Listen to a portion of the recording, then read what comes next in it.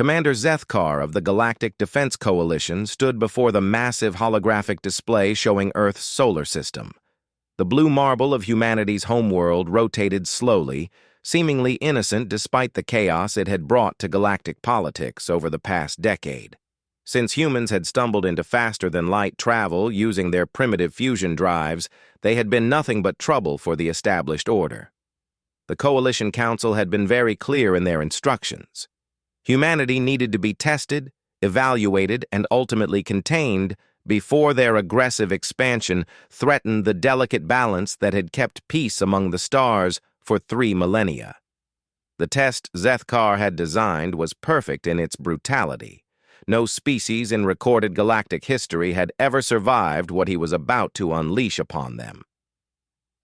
"Sir, the human delegation has arrived at testing station Omega-7, reported his aide, a nervous Veltari, whose crystalline skin flickered with anxiety. "They seem enthusiastic about the evaluation." Zethkar's 4 eyes narrowed as he watched the human transport dock with the station. Through the external cameras, he could see the humans emerging from their ship.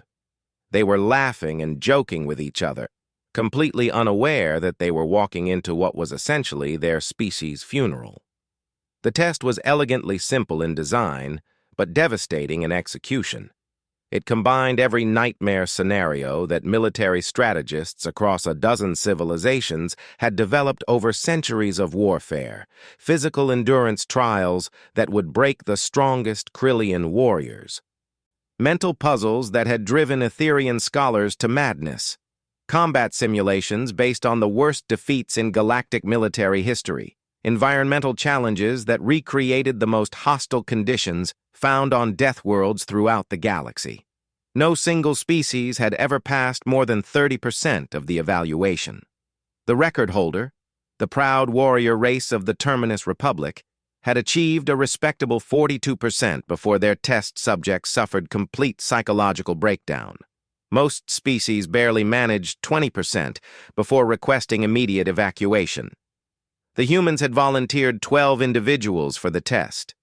Zethkar had been surprised by this number, as most species sent their absolute elite, usually no more than 3 or 4 of their finest specimens. These 12 humans seemed remarkably ordinary by their own species' standards.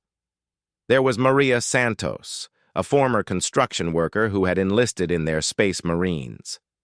James Chen, who had been a school teacher before becoming a pilot.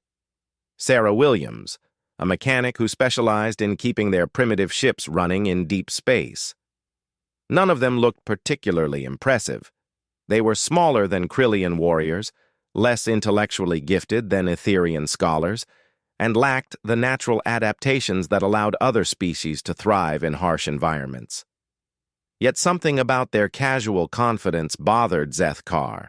They acted as if this evaluation was merely an inconvenience rather than a potentially lethal trial. The first phase began at 0800 hours, station time. Physical endurance trials in a gravity well that cycled between 2 and 8 times Earth normal.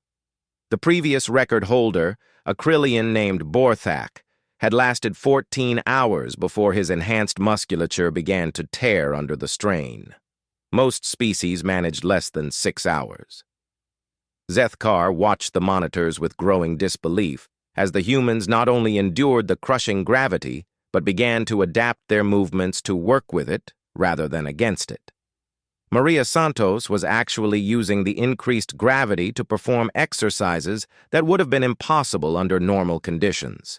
When asked about her technique, she simply shrugged and said, "My construction crew used to work in the deep gravity wells of asteroid mining stations. This reminds me of home."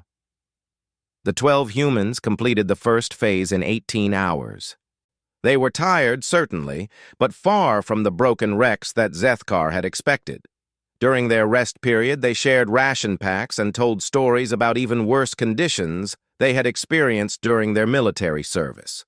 James Chen described a mission where his squad had been forced to march for 3 days through a swamp where the water was above their knees and filled with creatures that tried to eat them. The others nodded along as if this was perfectly normal. Phase 2 was psychological warfare. The humans were subjected to sensory deprivation, followed by overwhelming sensory bombardment, followed by scenarios designed to trigger every known stress response in sentient beings. The Etherean scholars who had developed this phase had been particularly proud of their work. They had incorporated fear responses from 43 different species, creating a nightmare that could break any mind. Sarah Williams emerged from her isolation chamber after 6 hours and immediately asked if there was anything stronger. When the test administrators explained that they had just subjected her to the most intense psychological pressure ever recorded, she laughed and told them about her experience surviving the destruction of mining station Kepler-7, where she had been trapped alone in a damaged maintenance shaft for 11 days, while the station slowly fell apart around her. "The silence was nice," she said. "Reminded me of camping as a kid." By the end of Phase 2, Zethkar was beginning to suspect that his intelligence reports about humanity might have been incomplete. The humans had not only passed every psychological evaluation, but seemed to find them almost quaint compared to their normal experiences. When asked about their resilience, James Chen explained that most humans grew up playing games and consuming entertainment specifically designed to simulate the worst possible scenarios they might face. "We call it preparation through imagination," he said. "We like to scare ourselves for fun, so when real scary things happen, we're ready." Phase 3 was combat simulation. Here, surely the humans would finally meet their match. Zethkar had programmed scenarios based on the greatest military disasters in galactic history. The Battle of Seven Suns, where an entire fleet had been destroyed by superior tactics. The Siege of Vorthak Prime, where defenders had held against impossible odds before finally being overwhelmed. The massacre at Kepler Station, where elite soldiers had been systematically hunted and eliminated by an enemy that seemed to anticipate their every move. The humans were divided into teams and thrown into these scenarios with minimal equipment and no advanced knowledge of what they would face. Zethkar expected them to be overwhelmed within hours, just as every other species had been when faced with these impossible situations. Instead, the humans began to win. Not just survive, but actively succeed in scenarios that had been specifically designed to be unwinnable. They adapted faster than any species on record, learning from each failure and incorporating new strategies with frightening speed. When faced with superior numbers, they used guerrilla tactics that turned the enemy's strength against them. When trapped in defensive positions, they found ways to break out and take the offensive. Most disturbing of all, they seemed to enjoy it. Maria Santos whooped with excitement as her team successfully completed the Seven Suns scenario, having somehow managed to save most of the fleet through a maneuver that military historians had declared impossible. "That was like playing chess in 3 dimensions while riding a roller coaster," she said, grinning widely. "We should do it again." The other teams showed similar enthusiasm. They treated each impossible scenario as a puzzle to be solved, rather than an ordeal to be endured. They shared tactics between teams, building on each other's successes and learning from each other's failures. By the end of the 3rd phase, they had not only passed every scenario, but had actually improved upon the historical outcomes in several cases. Zethkar found himself staring at the results in bewilderment. According to his instruments, the humans had just achieved a 97% success rate on evaluations that were designed to be failed. Either his testing equipment was malfunctioning, or he was dealing with a species that operated by completely different rules than anything else in the galaxy. During the final rest period before Phase 4, he decided to observe the humans directly rather than through monitors. He made his way to their quarters, expecting to find exhausted warriors barely clinging to consciousness. Instead, he found them engaged in what they called a poker game, using small metal tokens to represent abstract value while attempting to deceive each other about the contents of their hands. "Commander Zethkar," called out James Chen, looking up from his cards. "Want to join us? We're just killing time before the next round. Zethkar studied their faces, looking for signs of the stress and fatigue that should have been overwhelming them by now. Instead, he saw alertness, camaraderie, and something that looked suspiciously like anticipation. "Are you not concerned about what comes next?" he asked. "Well, sure," admitted Sarah Williams, "but worrying won't change anything. Might as well enjoy ourselves while we can." "Besides," added Maria Santos, "this has been pretty fun so far. Challenging, but fun. It's like the ultimate military exercise." Zethkar left their quarters with more questions than answers. He had designed this test to break humanity, to prove that they were just another primitive species that needed to be contained for the greater good of galactic civilization. Instead, he was beginning to suspect that he had gravely underestimated what humans were capable of. The final phase was scheduled to begin in 6 hours. Environmental challenges that combined the worst aspects of every death world in the galaxy. Temperatures that ranged from absolute zero to the melting point of steel. Atmospheric conditions that would kill most species in minutes. Radiation levels that could scramble DNA in real time. As he prepared for the final phase, Zethkar realized that he was no longer confident in the outcome. These humans had already exceeded every expectation and broken every rule about what was supposed to be possible. If they somehow managed to survive Phase 4, it would mean that everything the Coalition thought they knew about humanity was wrong. More importantly, it would mean that humanity was not a threat to be contained, but a resource to be treasured. A species that could thrive under conditions that would destroy anyone else might be exactly what the galaxy needed as it faced an uncertain future among the stars. The countdown to Phase 4 began, and Zethkar watched the humans make their final preparations. They checked their equipment with practiced efficiency, shared encouraging words with each other, and faced the unknown with the same casual confidence they had shown throughout the entire evaluation. For the first time since the test began, Zethkar found himself hoping that they would succeed. Phase 4 launched at exactly 600 hours, with all the fury that Zethkar had programmed into it. The environmental chamber reconfigured itself into a hellscape that combined the worst features of every death world the Coalition had ever catalogued. Temperatures dropped to negative 200 degrees Celsius before spiking to over 800 degrees in random intervals. The atmosphere shifted between toxic gas mixtures that could dissolve lung tissue and complete vacuum that would boil blood in an unprotected body. The radiation alone should have killed any biological entity within minutes. Zethkar had calibrated it based on readings from the core of a dying star, the kind of environment where even machines failed and metals turned to plasma. He watched the monitors, expecting to see 12 human-shaped shadows burned into the chamber walls. Instead, he saw something impossible. The humans were not just surviving, they were working together with a coordination that defied explanation. Maria Santos had taken point, using some kind of handheld device to scan for safe zones within the chaos. James Chen was calculating trajectory paths that allowed the team to move between pockets of survivable environment. Sarah Williams was somehow modifying their standard protective gear to provide better shielding against the radiation. "How are they doing this?" Zethkar demanded of his technical staff.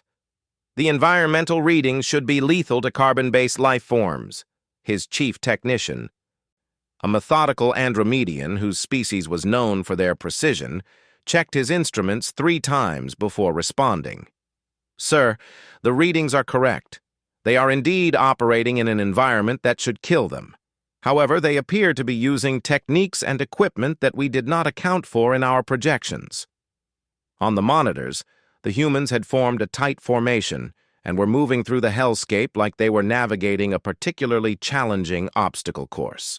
They communicated with hand signals when the electromagnetic interference made voice communication impossible. When one of them stumbled in the crushing gravity, the others immediately adapted their formation to provide support without breaking their overall momentum. Most remarkably, they were still talking to each other during brief moments when conditions allowed for speech. Zethkar ordered his communications specialist to patch into their frequencies, expecting to hear panic, desperation, or at least complaints about the brutal conditions. "Hey, Sarah," Maria's voice crackled through the static. "This reminds me of that training exercise we did on Titan. Remember the one where they dropped us into that methane storm?" "Yeah, but at least there we could see more than 5 meters ahead," Sarah replied, her voice strained but steady. "James, can you calculate a path to that thermal vent ahead? Might give us a warm spot to regroup." "Already on it," James responded. "Looks like we can use the gravity fluctuation in Sector 7 to slingshot ourselves across that radiation field. Should save us about 10 minutes of exposure." They were treating lethal environmental conditions like a navigation problem to be solved. Zethkar realized that his fundamental assumption had been wrong. He had designed this test to see how long humans could survive in impossible conditions.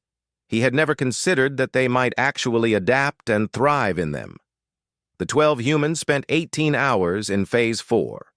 Not only did they survive every environmental challenge, but they actually began to use the hostile conditions to their advantage. When the temperature spiked, they used the thermal expansion of metal structures to access previously unreachable areas. When the gravity wells shifted, they used the momentum changes to propel themselves across gaps that should have been impossible to cross. By the time Phase 4 ended, they had not only survived, but had actually improved their completion time on several of the navigation challenges. Sarah Williams had figured out how to jury-rig their equipment to harvest energy from the radiation bombardment, essentially turning their greatest threat into a power source. "Ingenious," muttered Zethkar's chief technician. "Their approach to environmental adaptation is unlike anything in our databases. They do not simply endure hostile conditions. They actively seek ways to exploit them." But Zethkar barely heard him. He was staring at the final phase readings in complete bewilderment. According to every model the Coalition had developed over 3,000 years of galactic civilization, what he had just witnessed was impossible. Humans should not exist. Their homeworld was a moderate climate planet with relatively benign conditions. There was nothing in their evolutionary history that should have prepared them for the extremes they had just conquered. Yet here they were, emerging from the environmental chamber tired but triumphant, already discussing what they had learned and how they could apply it to future situations. "Phase 5 will commence in 12 hours, announced the automated system. Zethkar felt a chill run through his exoskeleton. He had almost forgotten about Phase 5. The ultimate test, the scenario that no species in galactic history had ever even attempted, let alone completed. Phase 5 was not designed to test any single ability. It was designed to test everything simultaneously while adding one final element that had broken every species that had ever attempted it: complete isolation from their own kind. Each human would face the combined challenges of all previous phases while completely alone, cut off from the teamwork and mutual support that had carried them this far. Isolation was the great destroyer of military effectiveness across all known species. Even the most elite warriors became shadows of themselves when stripped of their unit cohesion and forced to operate alone. The longest any individual had ever lasted in Phase 5 was 6 hours, achieved by a legendary Krillian berserker whose feats of individual combat were still taught in military academies across the galaxy. Zethkar found himself in an unprecedented situation. Standard testing protocol required that he proceed with Phase 5 regardless of the results from previous phases. But he was beginning to question whether it was ethical to subject the humans to a test that might finally succeed in breaking them. He decided to speak with them directly before making his final decision. The humans were gathered in their common area, sharing a meal and discussing their experiences in Phase 4. They looked tired but satisfied, like athletes who had just completed a challenging but enjoyable competition. When Zethkar entered the room, they greeted him with the same casual friendliness they had shown throughout the entire evaluation. "Commander," said James Chen, gesturing to an empty chair, "join us. We were just talking about how clever your environmental phase was. Whoever designed that really understood how to layer multiple challenges without making any single one impossible to overcome." Zethkar found himself sitting down despite his intention to remain formal and distant. "You found it enjoyable?" "Well, terrifying," admitted Sarah Williams, "but in a good way, like watching a horror movie or riding a roller coaster. You know you're safe, but your body doesn't know that, so you get all the excitement without any of the real danger." "But the conditions were lethal," Zethkar protested. "The radiation alone should have killed you within minutes." Maria Santos laughed. "Yeah, if we just stood there and took it. But humans don't really do that. We're kind of famous for refusing to just lie down and die when things get tough. It's probably our most annoying trait." "Besides," added James, "most of us have been in worse situations during actual combat operations. At least here we knew it was a test and we had proper equipment. You should see what we can do when we're really desperate." Zethkar studied their faces, looking for any sign that they were putting on false bravado to hide their fear. Instead, he saw genuine confidence and something that looked like anticipation for whatever came next. These humans were not merely enduring his trials, they were actively looking forward to each new challenge. "There is one final phase," he said carefully. "It is significantly more difficult than what you have experienced so far." "Bring it on," said Maria Santos immediately. The others nodded in agreement. "You will face all previous challenges simultaneously, but you will face them alone. Complete isolation from your teammates. No communication, no mutual support, no shared resources. Every individual will be entirely on their own." Zethkar expected this announcement to dampen their enthusiasm. Humans seem to be incredibly social creatures, deriving much of their strength from their connections to each other. Surely the prospect of isolation would concern them. Instead, James Chen grinned. "Ah, the classic lone wolf scenario. Yeah, that makes sense. Can't really call it a complete evaluation without testing individual capability." "Are you not concerned about operating without your team?" asked Zethkar. Sarah Williams shrugged. "Sure, it'll be harder, but we've all operated solo before. Military training covers individual survival and mission completion. Besides, just because we can't communicate doesn't mean we can't coordinate. We've been working together long enough to predict what each other will do." "And," added Maria, "we'll all be in there together, just separated. Knowing that the others are going through the same challenges is almost as good as being able to talk to them." Zethkar left their quarters more confused than ever. He had expected the prospect of isolation to finally crack their confidence. Instead, they seemed to view it as just another interesting variable to work around. He was beginning to suspect that humans possessed some fundamental quality that the rest of the galaxy had never encountered before.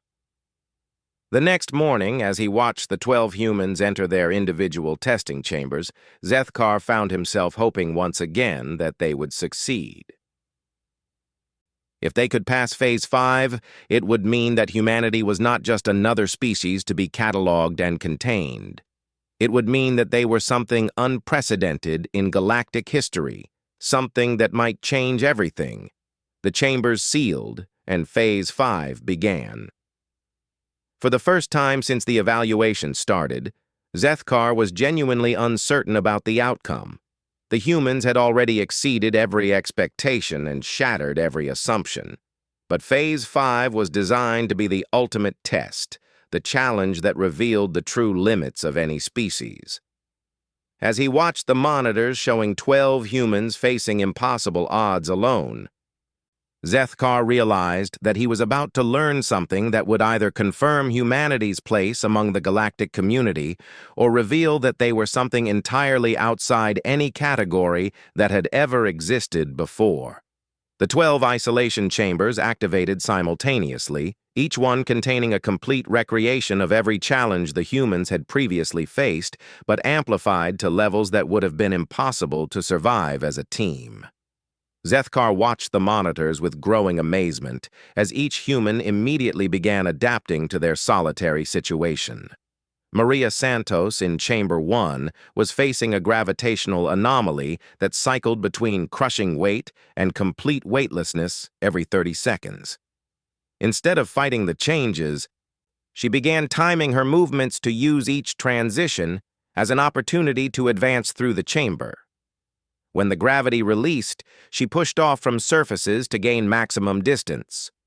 When it returned, she used the momentum to break through barriers that would have been immovable under normal conditions. James Chen in Chamber 7 was navigating a maze filled with deadly radiation while solving mathematical puzzles that controlled the path ahead. Each wrong answer increased the radiation levels exponentially. But James had developed a pattern recognition system that allowed him to solve puzzles faster than the radiation could accumulate, essentially racing through the maze while teaching himself advanced alien mathematics in real time. Sarah Williams in Chamber 12 was perhaps the most impressive of all. Her challenge combined mechanical repair work with combat scenarios, while environmental conditions shifted around her every few minutes. She was essentially fighting a war while rebuilding the weapons she needed to win it, all while the battlefield itself tried to kill her. And she was not just surviving, she was thriving. "Sir," reported his chief technician, "the individual performance metrics are exceeding our most optimistic projections. Each human is not only matching their team performance from previous phases, but actually improving upon it." Zethkar studied the data streams flowing across his displays. It should have been impossible. Isolation was supposed to degrade performance, not enhance it, yet somehow, being alone had allowed each human to focus more completely on their individual strengths while still maintaining the strategic thinking they had developed as a team. More remarkably, they were still coordinating with each other despite being completely cut off from communication. Zethkar watched in fascination as Maria's movements in Chamber 1 somehow complemented James's progress in Chamber 7, even though neither could see what the other was doing. It was as if they had internalized their team dynamics so completely that they could predict and support each other's actions, even while physically separated. "How are they doing that?" Zethkar demanded. "The chambers are completely isolated. No communication is possible." His communications specialist, a nervous Veltari whose crystalline body was flickering with confusion, checked his instruments repeatedly. "Sir, there is no data transfer between chambers, no electromagnetic signals, no quantum entanglement, no method of communication that our sensors can detect. Yet they are clearly coordinating their actions." "Yes, sir. It appears to be some form of intuitive synchronization. They have worked together long enough to predict each other's responses with remarkable accuracy." Zethkar realized he was witnessing something that challenged his understanding of how military units operated. Most species developed rigid hierarchies and communication protocols to maintain coordination. Humans seemed to have developed something more fluid, more adaptive. They had learned to think like a single organism while retaining their individual capabilities. 6 hours into Phase 5, the humans were still not only surviving, but actively advancing through challenges that should have stopped them within minutes. Zethkar made a decision that would have been unthinkable when the evaluation began. He activated the emergency conference protocol and contacted the Coalition Council directly. "Council Leader Vorthek," he said when the holographic connection established, "I need to provide an immediate update on the human evaluation." The ancient Etherean's mental emanations carried surprise and concern. "Commander Zethkar, the evaluation is not scheduled to conclude for another 18 hours. Has there been a catastrophic failure?" "In a manner of speaking, yes, but not the kind we anticipated." Zethkar transmitted the performance data from all 5 phases. Council Leader, I believe our fundamental assumptions about humanity may have been incorrect. The silence that followed lasted nearly a full minute, an eternity in Etherian time perception. When Vorthak finally responded, his mental emanations carried disbelief and something that might have been fear. These readings cannot be accurate, Commander. No single species could achieve this level of performance across such diverse challenges. I have verified the data multiple times, Council Leader. I have also observed the humans directly. They are not merely completing our tests. They are treating them as recreational activities. Explain. Zethkar chose his words carefully. They appear to view extreme adversity as a form of entertainment. They actively seek out challenges that other species would consider nightmares. They have turned our evaluation, designed to be a punishment, into what they call fun. Another long silence. Commander, you are suggesting that humans are psychologically adapted to thrive under conditions that destroy other species. I am suggesting something far more significant, Council Leader. I believe humans may represent an entirely new category of galactic citizen. They do not simply endure hardship. They are strengthened by it. They do not break under pressure. They find ways to use pressure as a tool. On his monitors, Zethkar watched Sarah Williams complete a mechanical puzzle that had taken Etherian engineers 50 years to solve, while simultaneously fighting off automated defense systems and maintaining life support in an atmosphere that was 90% poison gas. She finished the puzzle in 12 minutes and then began optimizing the solution to work more efficiently. Council Leader, what if we have been approaching the human question from the wrong direction? Instead of asking whether they are a threat to galactic civilization, perhaps we should be asking whether galactic civilization is prepared for what they can contribute. The communication channel remained silent for so long that Zethkar began to wonder if the connection had failed. Finally, Vorthak's response came through with unusual intensity. Commander, you will complete the evaluation as planned. But I want continuous data transmission for the remainder of Phase 5. The full Council will review these results in real time. Understood, Council Leader. As the hours passed, Zethkar found himself in the unprecedented position of hoping that the subjects of his test would continue to exceed his most optimistic projections. The humans had not merely passed his evaluation. They had transformed it into something entirely different. They had turned a test designed to prove their limitations into a demonstration of capabilities that no one in the galaxy had imagined possible. 12 hours into Phase 5, something extraordinary happened. Sarah Williams, working alone in her chamber, somehow managed to hack into the testing system and establish communication with the other chambers. She had essentially reverse-engineered alien technology while fighting for her life, and then used it to rebuild the team coordination that the test had been designed to eliminate. "Hey, everyone!"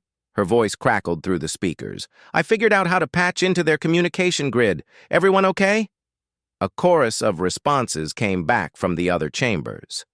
The humans were not just surviving isolation, they had overcome it entirely. "Sarah, you magnificent genius," laughed Maria Santos. "How did you manage that?" "Turns out their quantum encryption is based on the same principles we use for our FTL communication arrays. I just had to modify my suit's emergency beacon to match their frequency." Zethkar stared at his instruments in complete bewilderment. "She hacked our communication system while under combat stress, using improvised equipment?" His chief technician was frantically checking security protocols. "Sir, our quantum encryption was developed by the finest minds in the Coalition over centuries of research. It should be mathematically impossible to break without access to our core algorithms. Yet she has done it." "Yes, sir. And she is now sharing the method with the other test subjects. They are rebuilding their team network in real time." The final 6 hours of Phase 5 became something unprecedented in galactic testing history. Instead of slowly succumbing to isolation and exhaustion, the humans became more effective as they re-established communication. They began coordinating complex maneuvers across their individual chambers, essentially turning 12 separate tests into one massive team exercise. James Chen figured out how to synchronize the timing of his puzzle solutions to help Maria navigate her gravity anomalies. Sarah's mechanical modifications to her chamber somehow created resonance effects that made the environmental controls in other chambers more predictable. Each human's individual success began amplifying the other's capabilities in ways that defied every known principle of isolated testing. When Phase 5 finally ended, Zethkar was looking at results that would rewrite every military evaluation protocol in the galaxy. The humans had not only passed every individual challenge, they had actually exceeded their team performance scores while supposedly operating in complete isolation. The 12 humans emerged from their chambers tired but exhilarated. They gathered in the debriefing room with the same casual confidence they had shown throughout the entire evaluation, as if they had just completed a challenging but enjoyable training exercise rather than a test designed to break their spirits and bodies. "So, Commander," said Maria Santos, stretching muscles sore from 18 hours of extreme physical challenges, "what's the final score? Did we pass?" Zethkar looked at these impossible beings who had turned his carefully designed nightmare into their warm-up exercise. "You achieved a final evaluation score of 99.7%, the highest score in recorded galactic history by a margin so wide that it requires us to recalibrate our entire testing system." "Cool," said James Chen. "What do we win?" Before Zethkar could answer, his communication system activated with Priority Council override. Council Leader Vorthek's image appeared in the center of the room, his ancient features showing an expression that Zethkar had never seen before. "Humans of Earth," the Council Leader said formally, "the Galactic Defense Coalition extends to you an unprecedented offer. We invite your species to join not as probationary members under supervision, but as senior partners with full voting rights and military command authority." The humans exchanged glances, and Sarah Williams asked, "What changed your minds?" "You have demonstrated capabilities that we did not know were possible," Vorthek replied. "Your species does not merely survive adversity, you transform it into opportunity. You do not break under pressure. You find ways to use pressure as a foundation for greater achievement. The galaxy faces uncertain times ahead, and we have realized that we need allies who cannot be broken by whatever challenges await us among the stars." Maria Santos grinned. "Does this mean we get to see the really interesting tests now? Because if that was your warm-up for us, I can't wait to see what you use to challenge yourselves." Zethkar realized that humanity's evaluation had revealed something profound, not just about humans, but about the galaxy itself. For 3,000 years, galactic civilization had been built on the principle of avoiding risk, minimizing challenge, and maintaining comfortable stability. Humans represented something different, a species that actively sought out difficulty because they understood that growth came through overcoming obstacles. As he watched the humans celebrate their success while already asking about their next assignment, Zethkar understood that the galaxy was about to change in ways no one could predict. Humanity had not just passed their test, they had revealed that perhaps everyone else had been setting their standards too low. The age of comfortable mediocrity was ending. The age of human ambition was about to begin.